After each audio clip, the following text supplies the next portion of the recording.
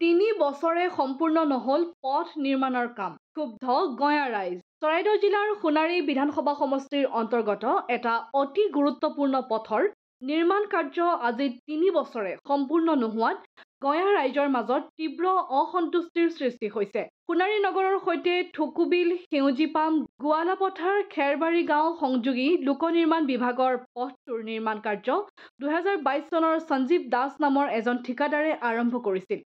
কিন্তু সংশ্লিষ্ট ঠিকাদাৰজনে পথটোৰ নিৰ্মাণ কাৰ্য আধাতে সামৰি থৈ দিয়াত এতিয়া পথটোৱেদি যাতায়াত কৰা যাত্ৰীসকলে দুৰ্ভোগ ভুগিব লগা হৈছে। সোণাৰী নগৰলৈ অহা যোৱা কৰাৰ একমাত্ৰ পথটোৰ নিৰ্মাণ অতি শীঘ্ৰেই সম্পূৰ্ণ কৰিবলৈ দাবী জনাইছে স্থানীয় গাঁওবাসীয়ে।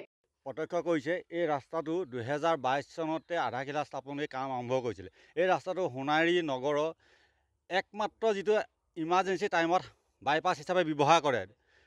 এই ৰাস্তাটো গোৱালাপথাৰ, থুকুবিল, সোণালীপাম, নাফুক খেৰবাৰী হৈ নাফুক ফৰেষ্ট গেটত ওলোৱা একমাত্ৰ ৰাস্তাটো 2022 চনৰ পৰা আজি পৰ্যন্ত কাৰ্পেটিং নহ'লে। আপোনালোকে নিজে প্ৰত্যক্ষ কৰক, এইটো সময়ত স্কুলৰ ল'ৰা ছোৱালী যাব নোৱাৰা অৱস্থাত গোটেই মেটেল উঠি গৈছে। গাড়ী গ'লে শিলগুটি উফৰি গৈ ল'ৰা ছোৱালীৰ গাত পৰেগৈ। আমি এটা কথা আপোনালোকৰ সংবাদ মাধ্যমৰ যোগে জনাব বিচাৰিছোঁ, বিভাগীয় কৰ্তৃপক্ষই কিয় কাণ সাৰ দিয়া নাই? আচলতে কিবা ভিতৰুৱা কিবা মিটিয়ালি চলি আছে নেকি? আমি সাধাৰণ জনতাই বুজি পোৱা নাই। এইবাৰ পঞ্চায়ত ইলেকশ্যনৰ আগত ঝাৰু মাৰিলে, তাৰপিছত আৰু ঝাৰু কাম খতম, আজিলৈকে কামত হাত নলগালে।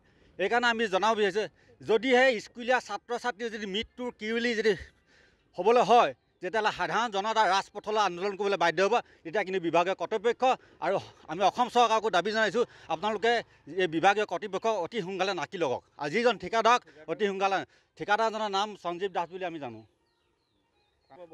2022 চনৰ পৰাই বন্ধ হৈ আছে। 2 মাহমান কাম কৰিলে, তাৰপিছত বন্ধ হৈ থাকিলে।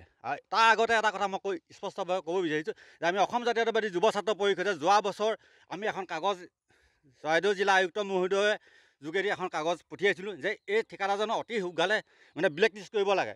যেতিয়া সেই খবৰ পোৱাৰ লগে লগে বাৰিষা বতৰত ৰাস্তাটো মেটেৰিয়েল কৰিলে, মেটেৰিয়েল কৰি তেনেকৈ পেলাই থৈ দিলে।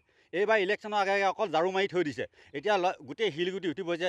আগলৈ যদি আপুনি যায় প্ৰত্যক্ষ কৰিব, গোটেই ঢাচনাবিলাকে শিলগুটি উঠিছে, ল'ৰা ছোৱালী স্কুললৈ যাব নোৱাৰা অৱস্থা হৈছে। আমি সেইকাৰণে ক'ব বিচাৰিছোঁ, অতি সোনকালে ৰাস্তাটো কাৰ্পেটিঙৰ ব্যৱস্থা কৰক।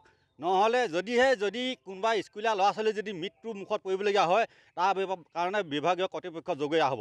ইয়াত সাধাৰণ জনতা কেতিয়াও জগৰীয়া নহয়। মথুৰাপুৰৰ পৰা ইছলাম আহমেদৰ ৰিপৰ্ট, অসম আদিত্য।